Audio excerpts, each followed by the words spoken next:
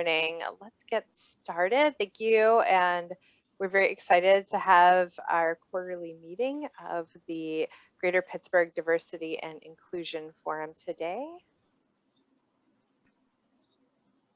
And I want to turn it over to Mona Dine, our chair. Hey, Laura, thank you so much. Good morning, everybody. It's great to see so many faces and participants. Really looking forward to our discussion and the dialogue today. So thank you to Vibrant, and also very much thank you to Dr. Spradley. We go back quite a few years, so I'm really excited to hear what he has to inform us about today in the discussion after. So welcome, everybody, and I look forward to the conversation. Thanks, Laura. Thank you so much, Mona. And just for those that are new to the group, a little bit about us. The mission of the Greater Pittsburgh Diversity and Inclusion Forum is to influence organizations to prioritize diversity, equity, and inclusion as a strategic imperative by attracting, engaging, retaining, and elevating a diversity of talent who will thrive in our Pittsburgh region. Our forum works to be a voice to influence positive change, to share best practices and promising practices that are emerging out of our region, and to be ambassadors for promoting diversity, equity, and inclusion. I'm excited to introduce to you today Allegra Elson. She is Vibrant Pittsburgh's new Director of Training and Development, and she is here on the meeting with us for the first time. Allegra, I don't know if you wanted to wave or say hi. Good morning, everyone. It's great to be here with you. Thank you. Allegra is assisting Vibrant Pittsburgh in building out a more robust curriculum program for our membership, and I'm certain you will be hearing from Allegra in the future. So I'm going to get started, but if you do have any questions for Allegra about curriculum for diversity, equity, and inclusion, you will be getting access to her email address later on in today's session. Moving forward, I wanted to welcome our new and returning employer members since our last meeting. So we have been growing our membership exponentially, and some of the new members that have been with us in the past 3 months: the Boys and Girls Club of Western Pennsylvania, Incentive Energy, Fred Rogers Productions, Key Bank, Olympus Energy, Nielsen, the Pittsburgh Business Times, PJ Dick Trumbull Corporation, Pittsburgh Technical College, Pittsburgh Water and Sewer Authority, the Port Authority of Allegheny County, and Turner Construction Company. So welcome to our new members and any members that are returning to the Vibrant Pittsburgh group. We have a pretty full agenda today, and we have a wonderful speaker to walk us through our materials today. So I'm going to turn this over to Allegra Elson to introduce Dr. Paul Spradley. Okay, thank you so much, Laura. Thank you again, everybody. It's my pleasure to introduce Dr. Paul Spradley. With nearly 15 years of experience routinely advancing diversity, equity, and inclusion efforts towards positive organizational and individual results, Dr. Paul David Spradley is regarded as an expert, thought leader, and social engineer in his field.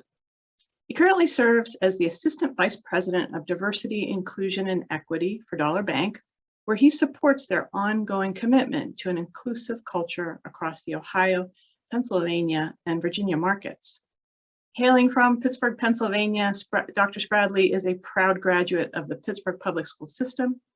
He holds a Bachelor of Arts in Communications and a Master of Science in Instructional Leadership from Robert Morris University. In 2017, he received his doctorate in education from the University of Pittsburgh, where his research explored transformational practices of care by mentors who served Black adolescent males. Dr. Spradley was appointed by Mayor Bill Peduto to the Urban Redevelopment Authority of Pittsburgh's Housing Opportunity Fund. Dr. Spradley is the Vice President of the Board for the Pittsburgh Child Guidance Foundation, a school board member for Urban Pathways, K-5 College Charter School. He also serves as the president of the Robert Morris University Black Alumni Council, sits on the RMU President's Anti-Racism Task Force, and is the head elder on the ministry team at the Simple Way Church Network. Please join me in welcoming him to the D&I Forum. we are excited to have him present on cultivating interdepartmental cooperation for greater DEI success. Dr. Spradley? Thank you, Allegra. Good morning, everybody. So first, can you all hear me? I've had the absolute most insane amount of technical difficulties. I'm still having some on my laptop, so we'll see what happens. I can't see anybody, so I hope that everyone's smiling with me, not at me. I do see you, Allegra, so thank you for smiling. I'll add some extra smiles for you. Yeah, I appreciate that. I can't see it. It feels like a Monday. I'm excited to be with you all today, so I'm going to see if I can share my screen, and we'll dive right in.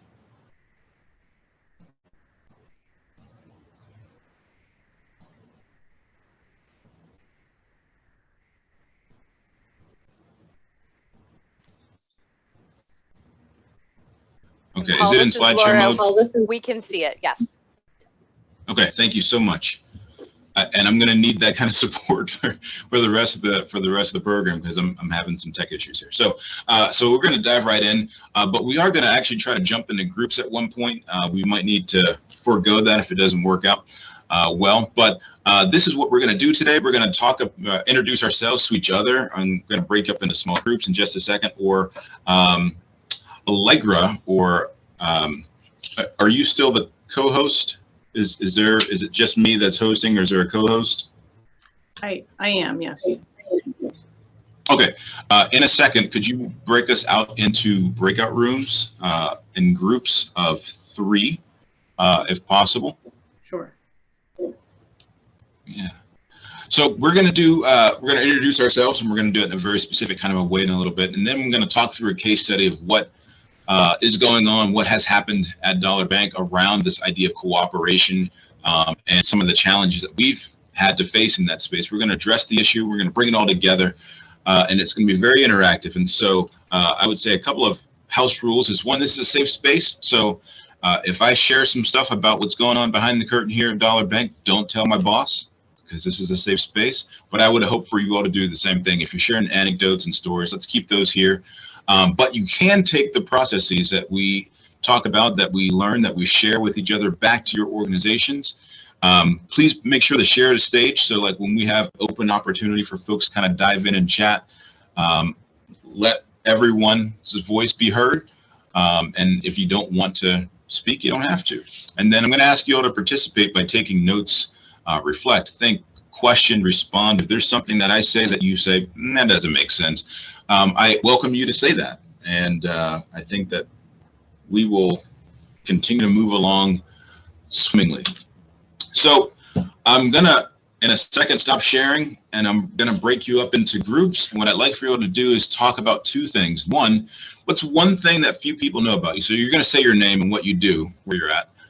But what's one thing that few people know about you? And 2, what are your top 2 DEI challenges within your organization? So we are establishing this as a safe space by you sharing your top 2 DEI challenges and one thing that few people know about you. That might be, you might be a juggler by trade, not sure. So let's see, are you able to break out? I actually see it now. I can break us out if you can. Paul, I have it set up. All I have to do is open the rooms, and so I'm happy to do that right now. So please do. All right, here we go. So you all will have 6 minutes in your groups.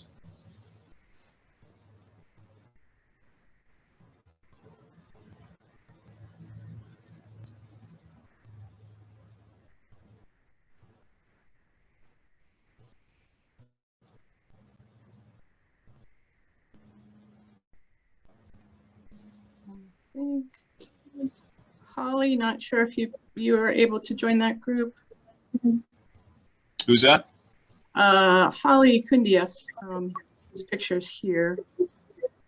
She's assigned to room 4. Oh, there she goes. Okay. Thanks, Allegra. Appreciate that. Sure, you're welcome. I'm not gonna go if that's okay. You know, if you want me to stay here with you. Yeah, I do. I'm still gonna try to get in on my laptop because it's just glitchy on this screen here. So let me Let me see if there's some things I can do. Maybe I'll close some of these windows. And let me know when you'd like me to give them a, like, I don't know, a 1-minute warning or something like that. Yes, I'll do that. Looks like they broke up pretty well, though.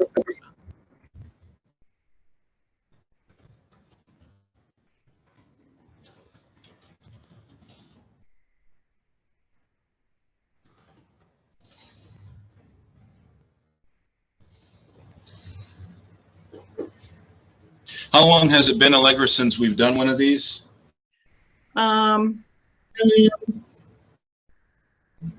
Since February, January, February.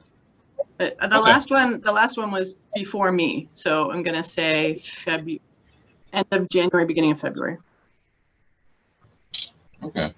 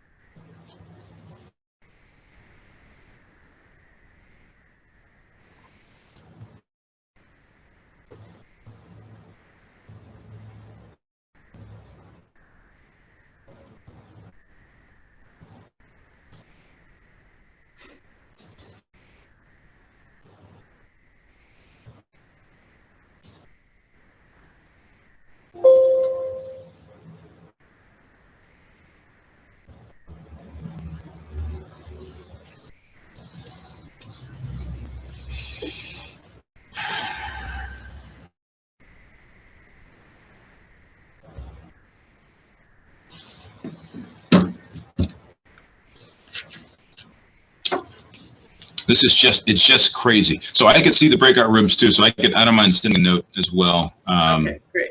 Okay, great. When we get started. I'm just, I'm hopeful that you can hear me okay and see me. I can. I'm not, when you're speaking, I don't. It's interesting. When I'm speaking, I get a little bit of reverb or echo, but not when you're speaking. So you're very clear when you're speaking. Okay. Yeah. Oh, Jeremy is here. Yeah. I'm going through the names in the list and I'm seeing. Yeah, that's a great turnout. It is a great turnout.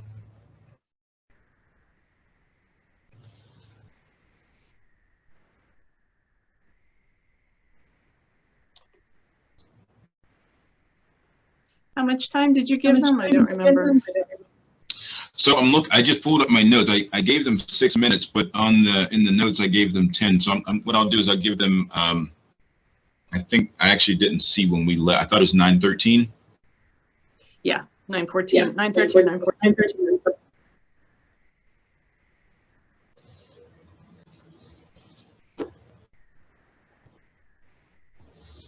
So at 9:19, give it the 1 minute. Broadcast the message of 1 minute, and then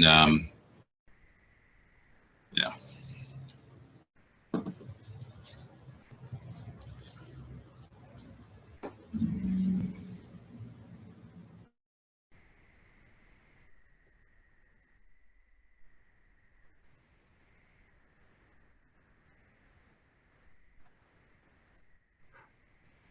And I also want to try to I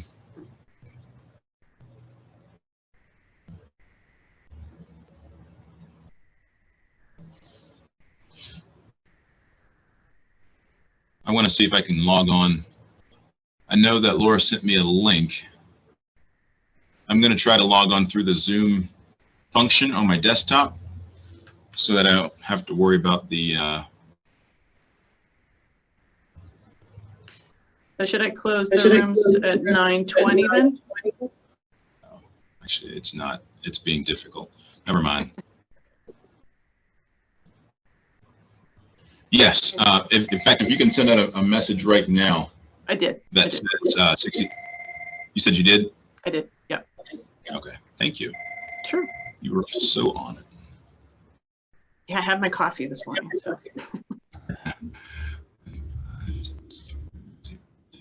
So I can see you and hear you, and your share is fine. So if that gives you, you know, any like. All right. Well, then I won't worry. I was gonna. Yeah, that's fine. Mhm. Let's start bringing folks back. You can Okay, close the I'm gonna. rooms. I will close the rooms down.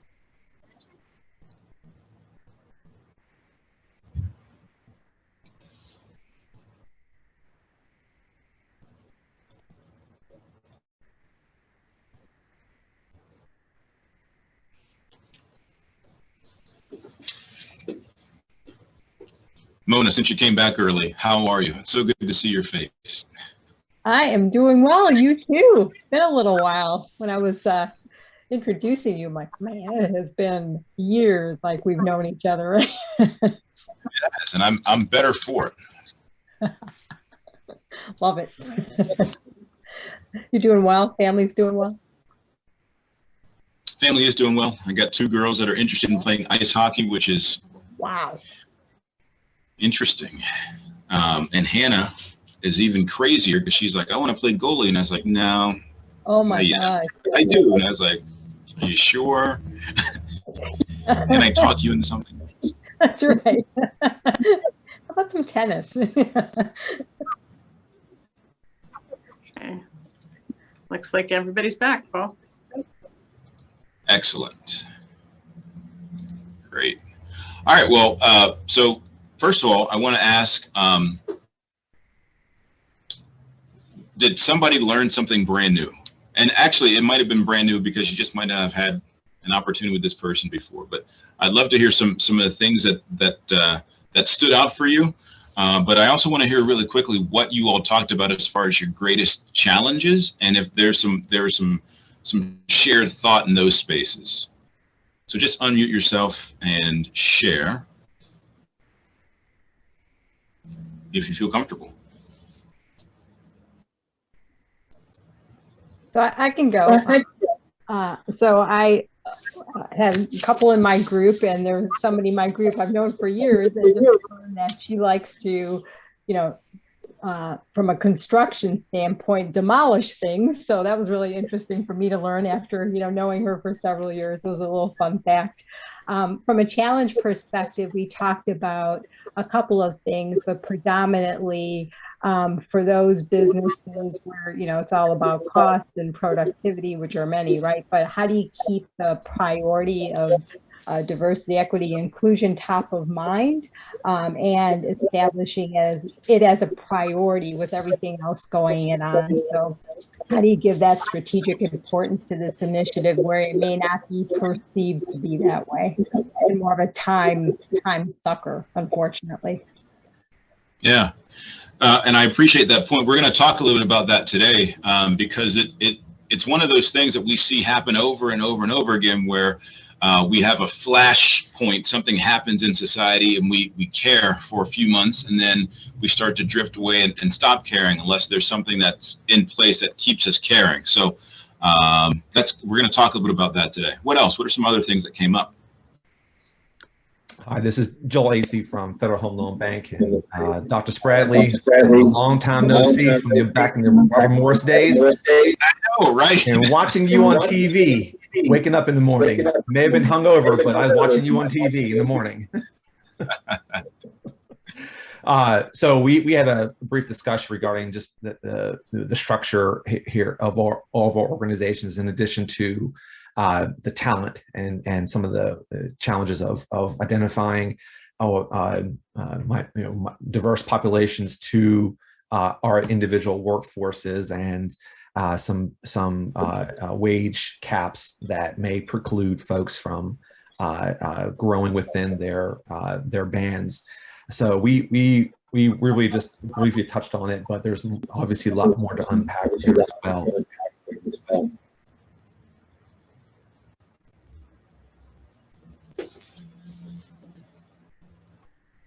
Hello, I'm Angela Donnelly. I'm from Secret Corporation. One of the things that our group found interesting was that kind of all three of us are people that are not necessarily only tasked with DE&I at our companies, but were people that kind of were in a different position and had stepped up and said, hey, this is something I'm passionate about. I'm really interested in growing this out for my company. So that was kind of one of our struggles, was all three of us weren't solely DE&I people that had a ton of background knowledge on it, and really are learning as we go, which is great to network, but definitely can be a challenge with some of that foundation building. And I had a little bit of a challenge hearing you. If you could maybe sum that up one more time. I heard you more clearly towards the end. Yep, you're totally fine. So yes, I was just saying that, can you hear me better now, just to make sure? Try to talk louder. Okay, perfect. Our group found that all three of us were people that were not technically DE&I only a person focused only on that area. We were experts in another area that really have stepped up at our individual companies and said, this is something we're passionate about, this is something we believe in, and this is something we want to build out for our companies, although it's not kind of our main area or an area maybe we've done before heavily. So one of our struggles was that we really felt like we didn't always know the right answers because it wasn't something we had done before, but definitely something we do want to learn and do want to do well at our companies. Yeah, that's really interesting you say that. And so Allegra and Laura have a gift for you all in that space on the back end, just around sort of how do we continue to build our capacity. So that was part of our conversation on the front end of pulling this together, was what does that look like for folks who mightn't have been asked to move into this space, that have a passion but may not have the skills and resources. So there will be something shared out afterwards that I think will help in that space. Anything else? We'll take one or two more and then we'll keep going. Hi, this is Erin.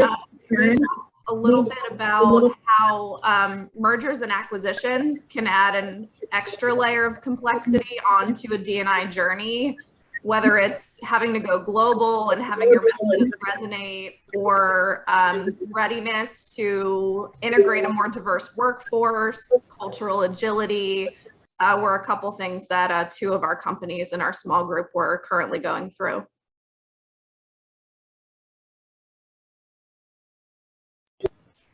Awesome, thank you.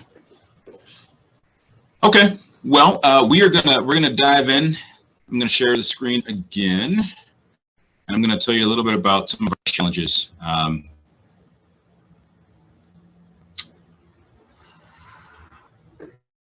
And so I think maybe for this next piece, if you all wouldn't mind muting yourselves, I would appreciate that as we kind of move into this next little piece.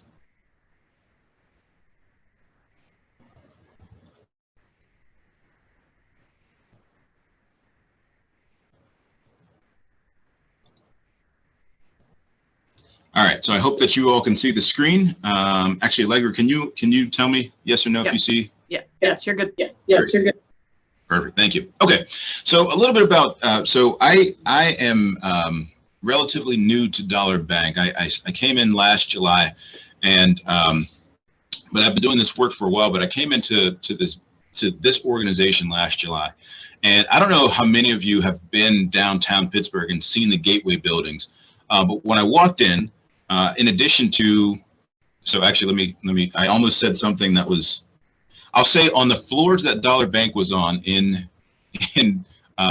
One Gateway, it looked straight from 1950, right? Like it was, the lights were kind of grayish, like walking in, and then the building is set up in a letter T, right? So immediately I was like, how do I get to know people, right? Like, how do I get to make an impact? So you come in and there's sort of like, we're sort of forced into silos because of the makeup of the building. And I don't know if it was a thing that anyone ever really thought about it. It was just kind of the way things have always been. Like you walk in, and if you're coming to HR, you make a left, and you kind of hang out in that HR wing. So you can see, like in the picture here, that the building, what you see in that image there, imagine the same thing on the other side. So it's literally like you're walking into the letter T. So one of our big challenges when I came was, I said, all right, so I'm supposed to lead diversity, equity, inclusion. But there is a physical challenge. There's a physical makeup, and maybe you can write in the chat if your building has something similar. Like, how many of you, by show of hands or just writing yes in the chat, have a building that may have a physical makeup where it's challenging, or you might be split up, right? Like, so that's a second challenge that I ran into. Dollar Bank we have locations in Cleveland, in Canton. We're headquartered in Pittsburgh. We have Virginia Beach, and then we just purchased Standard Bank, which has some locations in Maryland, in the Maryland area. So I came in, and not only are we physically sort of in this building that is our headquarters is very siloed. It encourages silos, but we're spread out. And then there's a lot of very tenured employees who may feel that they don't need to. When I say tenured, I mean like who've been here for a long time. There are a large portion of employees who've been with the organization for more than 15 years. There's also a large number who've been for more than 20 years, and we have folks who've been here for upwards of 42 years is one of the people who've been here the longest. So there's a lot that comes with that, a lot of value and how folks are, not only what they're bringing to the table, but there's also sometimes some resistance in getting out and going into different places. So the challenge when I came in, I knew I needed to have diversity, equity, inclusion be valuable across the bank. But I was already kind of running into this space of how are we going to get people to cooperate? What is that going to look like to work across the bank? I don't know how many of you have heard it said, well, that's this person's job, right? Or how many of you had someone in your organization say, our CEO already signed this, like they signed the pledge already, so we're good. Like, we don't have to do much more than that. Or too busy to really focus on diversity, equity, and inclusion. Has that been the case for any of you? Okay. You're getting a lot of head nods. Yes. You're getting a lot of head nods. Yeah. And so I think about that, and it's not. The reason I was okay sharing this is I know that it's not, just at Dollar Bank where we have, whether it's physical issues that are keeping us sort of siloed, that's keeping cooperation minimized, tenure issues where folks are like, I don't know if I want to lean into this. This is new for me, or sort of this idea of space, like we're spread out. But I did know that in order for this to be successful, I've got to figure out a way to cooperate. I've got to figure out a way to make this institution that stretches out this way and that's sort of siloed in this way come together. And I needed to bring us all into this space where we're operating and working together. So what I'm going to do, and I hope that you all have something to take some note with, we're going to talk about how, specifically the steps that I took to cultivate cooperation in 4 steps. And it's not like after you do these 4 steps you'll be done, but I'm in the process of doing these steps, and it has been working and valuable. So the first thing is that you have to make diversity, equity, inclusion mission critical.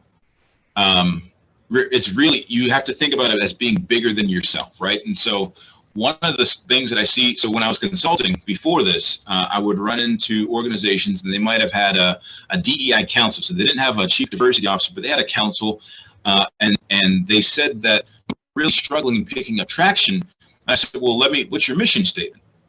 And they would show me their mission statement. I said, all right, now what's your organization's mission statement? And they would show me the organization's mission statement, and they were very, very different. So some folks think that they need to craft the mission statement of your DEI council, of your DEI work, so that it's sort of standalone and has a lot of room to grow, but it's really more impactful when you're able to take language from your existing mission statement and tie it into or pull out. So most mission statements will actually have 1 or 2 words that can easily connect, right? Like A lot of times mission statements will say something like, we're here for the betterment of the community. So it's something that's super generic that you can say, right, great, betterment of the community. We're here for the same thing. And we want to do that. And we want to focus on diversity, equity, inclusion by doing this thing. So no, not everyone here is great at wordsmithing, but that's what a group like this council is for, right? Like you might say, I'm in an organization and what we deal with is steel. There's nothing in our mission statement that talks about people or things like that. And I say, and I would say, just with some folks, because there might be something that's there that you might not see, but it might be valuable, or it might be something that can work out, right? So when you're talking about the vision statement, sometimes organizations have a vision. And in the case of here at Dollar Bank, we actually didn't have a mission statement written down. So what I did was I went on a listening tour and I asked our senior leaders to tell me, like, what do you think the core values of the organization are? What do you think, what do you think the organization stands for? There was consistency. So I essentially did like a survey with 29 different executive leaders, and they said the same things. They all said, well, we're community folks. We've been, we value our customers. We value our employees. They all said this. But there was no practice, but they all said this. So I then just took that, pushed it back, and started building and saying, like, and simply started by asking the question. So given what our mission statement is, given what you said our core values are, is diversity, equity, inclusion, mission critical? Answer yes. And really, this is an age-old tool where we're saying, you know, when you think about Covey's 7 habits of highly effective people, this is covering a couple of them. This is the thinking win-win. You're pulling other people into this space. So the first step is, however you're framing your work, it has to be connected to the mission.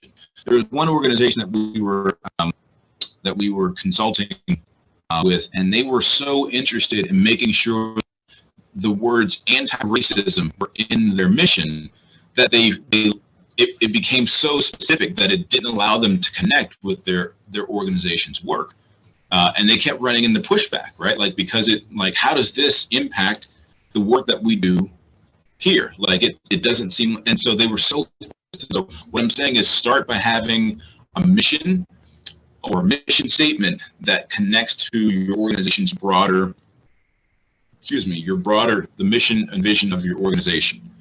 Does that make sense? So maybe what I do is, if you have a question in real time, go ahead and throw it in chat. There is going to be some opportunity at the end for us you're going to go back in your small groups and talk about these points again and how to make them applicable. But I want to start, the idea of keeping this open. So if you have a question, throw it in the chat. I can't see it, but Allegra can pause me and can read the question out loud. And Dr. Spradley, I'm sorry, you are breaking up a little bit, and I don't want to temper your enthusiasm, but my impression it might be your movements, or it might be your Wi-Fi, but you're having a little bit of breaking up. So. Okay. Today is one of those days I would do that. I don't know if you heard that. Maybe that broke up as well too. All right, so I will pace myself. I'll go a little bit slower and see if that helps in the conversation. So thing number 2, having a shared understanding. So once you craft this sort of mission statement about what it is that you want to do around diversity, equity, inclusion, that directly connects to your organization and what the organization is trying to do and what's to accomplish. Next, you need to build understanding. So one of the things that allows people to stay in silos is not knowing the language, is not knowing the why, right? So a few of the things that we did here at Dollar Bank was we started by establishing the business case, which is something that I hear a lot of folks in this group talk about, is we educated everybody. We're still in the process of educating everyone as well. So we have 1,500 employees. They'll all have gone through the same training by the end of this year, with the intention of helping folks understand that there's a business purpose and what this mission statement is that is driven by the bank's mission statement. We want to cultivate some shared language So how folks should be thinking about this, and then what direction are we going with this work, right? Like we had our board presentation last week, and one of the board members asked me, you know, where, this is great, this first year is fantastic, where are you going? You always need to know where you're going, or at least have an understanding. And that question felt like a trick question in the moment, because I was like, well, we're going a lot of places. But you have to understand where you're going. You don't need to give very specifics. You don't need to talk about the metrics that you're giving. But you do need to know where you're going and what your organization should feel like. And all of these things, if you share this stuff with your organization, they're starting to come along with you. They want to cooperate. They want to buy in, because you're keeping that, you've invited them into the process by having training with them. So you're saying, let's just have a discussion around diversity and inclusion. So that's kind of their first engagement with you, where you're sharing with them your mission. So step 2 is shared understanding. So I want to pause and make sure I wasn't breaking up too much in that part. That was better. Thank you. Okay. I talk with my hands a lot, so I won't move my hands. There is a note in the chat from Mr. Robbins. Shared understanding implies that leadership gets it. However, what do you do when leadership lacks understanding of DEI and its significance? But the last piece, lacks an understanding of DEI? And its significance. So I go back to the business case. There's evidence that talks about if you lack diversity and inclusion with your recruitment, you're going to lose out on money, like your institution. So for instance, in the training that I did, I gave an example that here in Pittsburgh, we have a Nepali population in the community that live, I live in Carrick, and so they live in my community. There's 3,000 Nepali refugees. And I said, we've never made an intentional effort to have those folks want to bank with us. I was like, well, what happened? We did.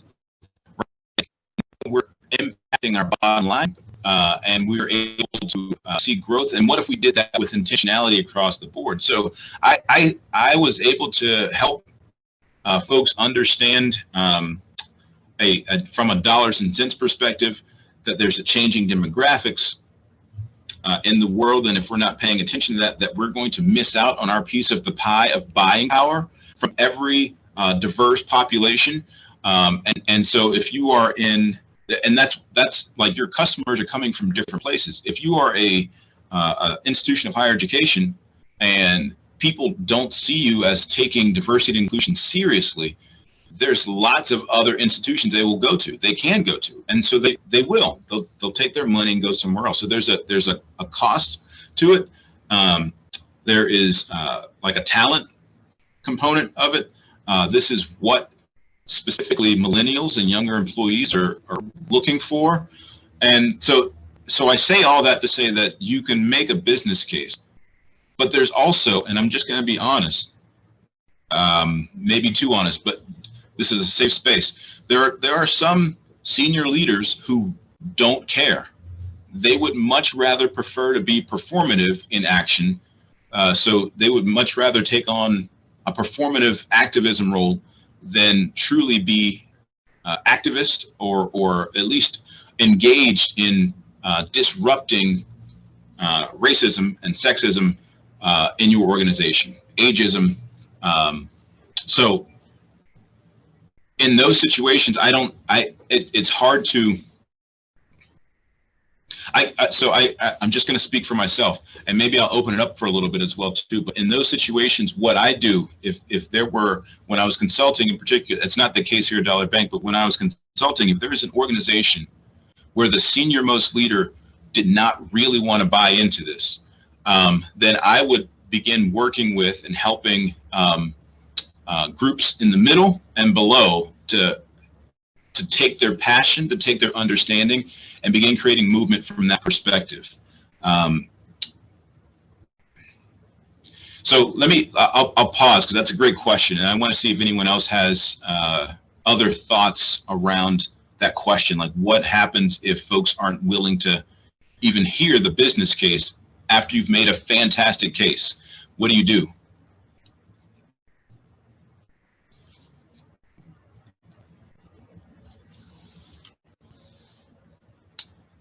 There's no pressure to share. I just wanted to give the opportunity for folks to share if you wanted to, because I think that's a good question. There was also a question, do we still need a business case? Are we not beyond this? Yes, we still need a business case, because so when I went through the training, I asked folks, how many of you, this is your first time ever going through diversity, equity, inclusion training? And this is the most recent training, right? So there's 225 people, that officers, AVPs, and vice presidents. And of that 225, 89% said this is my first DEI training. So we, in our news feeds on LinkedIn and on Facebook, will see and know that there's an imperative. But as leaders in this space, we can't take that there are many people who have either willfully or just unknowingly kept their head in the sand. There's some people that have said that it's easier for me to disconnect and not be engaged. And so they've made the choice to not see anything or read anything or watch anything that's going to challenge their thought process around the world. That's a very real reality. However, we've signed up. In the most part, we've signed up. Sometimes we were invited to be a part of. So I have to take the assumption that most people don't even know that there's a business case. So I need to give them everything before I can go backwards and say, you already know that. Once I share that, it's easier for me to say, nope, you can't go backwards, because you know that. Like, you know that there's a business case. You're now making a choice not to do this. Tell me why you decided that choice was more important, right? Like, so you can have a conversation.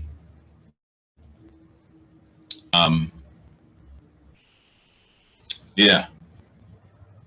Wow.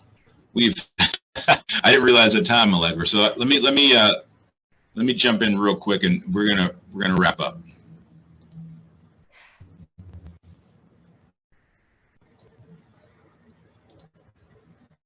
All right. So this is step number 2, shared understanding. Step number 3 is create buy-in. The thing that I did was I asked the department heads, the senior leaders, to come up with 1 to 2 ways that your area can be more inclusive, more equitable, and more diverse. Now, here's the thing. In year 1, I'm just asking these folks to come up with what they think. I've already explained inclusion, equity, and diversity in the training. And so now I'm asking you to, just with your expertise, what do you think you can do? And their answers might not be great, but what you're doing is you're getting buy-in from the senior leaders, right? Like, you're getting buy-in, and then you have a way for people to begin leaning into the space. So when I say their answers might not be great, a lot of times people will try to default to, I hire another Black person.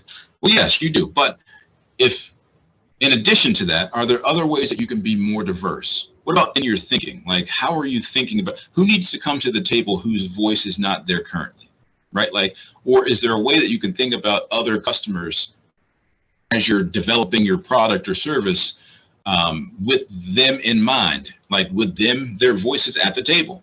Are there different partners that you can bring in to begin thinking differently? So by doing this, I'm building in this idea of cooperating with me, so that it's not me lifting, it's now these folks across the bank are lifting in their own area, because I've given them something as a thing that we can do. But then I'm being very supportive, right? Like, I'm following up, I'm seeing if they need assistance in achieving their goal, I'm encouraging them, and I just want to be very present. But what this does is it creates real buy-in, and it's one of the things that can happen that can help sustain something over the course of a year.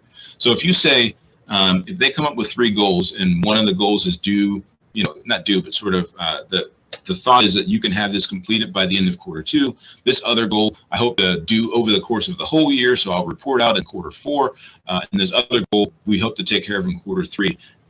You've now are building this idea of buy-in. So even though we're in a new building now, even though our old building was in the letter T, I've got people that are thinking about the work, not just when I'm around, but they're building it into how they're thinking about doing their day-to-day work. The last thing is celebrate and share. One of the things it used to bother me that folks were so interested in wanting to celebrate the wins. Because I was like, come on, we still got more work to do. But the reality is, there's a lot of folks who this work is challenging for. They have no idea how each one of us comes in every day and fights the fights that we fight, because they don't have the stamina or stability. And so because this is not an easy conversation, and it's oftentimes helping people expand their values and thought processes, we have to celebrate the small wins. They need to know that progress is being made. This also solidifies this idea of collaborating, supporting, working together with groups, right? Like, if progress is being made, let's just celebrate it. Acknowledge champions publicly when possible. We have a newsletter that goes out via email called Dollar Digest. Right? I would write that the folks in marketing not only did great with their hiring last month, but they also were influential in diversifying this campaign, like this thing that they did in their lane. And all of these sort of wins come together at an end of the year report, and really having two of those, right? Like that's for the board and kind of deeply internal, and then one that might be more surface level that's external. You share that external one with everyone in your organization. Say, look, we are moving, we're winning, we have some wins, there's still some work to do, but let's celebrate the things that we have. And so really, we were going to bring this all together by doing an activity. So I want you to write the questions down. What has your plan been to foster collaboration? And I think just hearing some of the feedback in the chat, like what has been some of the barriers to collaboration for you? And then what's something that you will add to your plan moving forward, right? So, you know, the things that are working here is this idea of tying us into the mission, diversity, equity, inclusion into the mission, shared understanding, creating buy-in by giving folks things that are manageable that they can do, and then you add on to that, you know, as the years go on, and then you celebrate and share. But I'm going to stop sharing, and we're going to open up for some questions and conversation right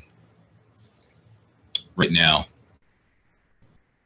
Yeah, we have some time to just have conversation as a group here. So if you'd like to answer Dr. Spradley's questions or have some questions of your own, feel free to unmute or put them in the chat. Yeah, and so maybe I'll just start with, well, let me pause first, and let me pause and open it up for folks. And then if I don't hear much chatter or anything going on in the chat, then I'll want to go back and really ask the question so that we can learn from each other about what has been working in your different organizations as far as collaborating and getting buy-in and working with folks. So let's pause and see who jumps in first. This is the first time I can see everybody. And Jeremy?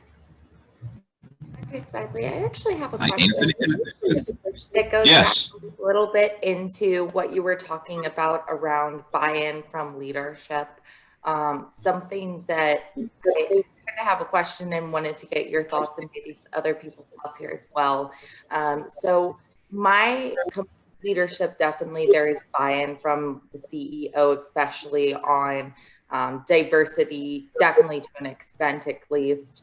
But one of the things that I recently realized that was a little surprising, and I guess I don't know exactly how to address, as this is a safe space with kind of leadership and explaining to them, is they don't support any of the holidays that we kind of recently have kind of come to light, and publicly support them, such as like LGBTQ Pride Month. They don't support outwardly at all. Like, that's not something we support. It's not something we post about.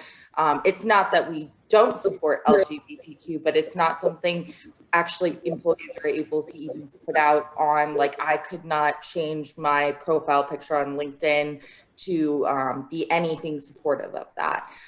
Similarly with like when the BLM movement happened, I actually was reached out to because I posted my banner, changed it to BLM, and I was reached out to saying, hey, we do not support, we're not able to post anything political, so please, you need to change that. So I guess what are some ways when you have a leadership team that is supportive, but you're noticing things like that, do you have any ideas around how you go about having a conversation and saying, hey, this is actually kind of, if you're saying you're supportive of this, then this is kind of the opposite of being supportive of these type of things? I do. I have some thoughts, and I want to let others jump in first. Though I've been talking a lot, so would anyone else want to provide Angela with a thought, or two, or three? So, Angela, I think your question is a really good one. I think you're sort of, in my head, you're sort of talking about a couple different things. You're talking about sort of internal support versus external support, and then something like Pride Month versus the Black Lives Matter movement. So to me, it's sort of like, it's apples and oranges because they're all sort of different things. I know we have an internal sort of History and Heritage Month strategy where we, you know, have our, we actually do events to recognize. Internally, it's really robust, but we're a bank and we're very regulated. And so we're really conservative about what people can do externally. So you might find that there's a lot more sort of internal support than external. And then I can relate to you on your Black Lives Matter comment, because while we've been really, I think, a pretty bold and like, I'm like really proud of PNC for what we've been willing to do and say internally and externally. Unfortunately, as everybody on this call knows, Black Lives Matter has been so politicized. So that almost, like, I would almost say that's, you know, I don't know when we're going to get comfortable, and we should. So that's, like, for me, a whole nother thing. But I think the first thing is, you know, maybe your company having a more robust stance on what they want to recognize and appreciate and celebrate internally. Because once you sort of get that internal strategy and that internal comfort, that's sort of when external can sort of happen in the next phase. So just a couple thoughts on how we've approached it as kind of a very conservative bank, and how we've sort of tried to balance all the stuff that our employees want us to do with what we're really comfortable doing.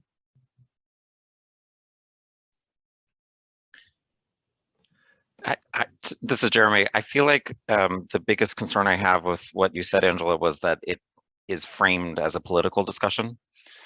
And I have a feeling other people on the call probably had that same reaction. And that, you know, for me, the key question that the organization needs to be asking is, well, do we have people with different perspectives and different backgrounds in our company?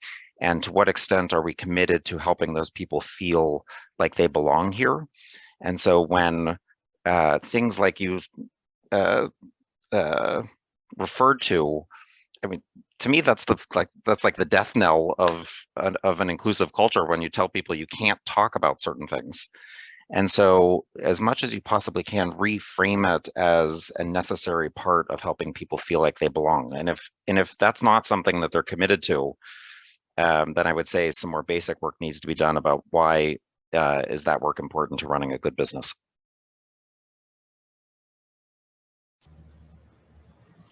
Yeah, so I was going to say something similar, Angela. It sounds to me like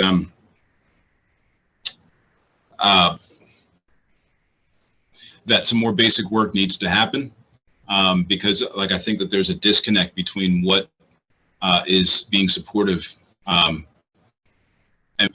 from a performative perspective versus what is genuinely being supportive. And I think that one of the ways that, as a strategy that has worked, is, one, you just start by asking questions, like, because I don't think celebrating Black Lives Matter and Pride are different. I get externally they are, but I think that if you have a strong why, which may not be the case yet, like there may not be a strong why, you may need a person, sometimes an external person, to come in and help you all craft that why, so that it's very clear, and that there is we'll call it scaffolding work happening behind that, right? Like, so you don't expect certain things to happen overnight, but I think that just asking for clarity around the discomfort of publicly supporting and seeing what the why is behind that. Sometimes people will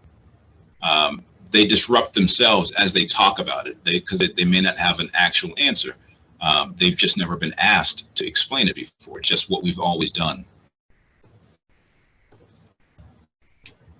I really So, appreciate everyone's feedback. Thank you. Yeah, no problem. Thanks for being vulnerable and sharing. Unfortunately, we have to wrap up. This hour flew by, and I hope it was valuable for you all. So I'm going to turn it back over to Laura and Allegra. Thank you so much, everyone. And what I'm wondering is perhaps we need to have a part 2 of this conversation, and just continue to dive in and talk more. And Angela, I'm definitely going to reach out so that we can have a further conversation. I'm so happy that we were able to do what we were able to do this morning in our 60 minutes, but there's always more.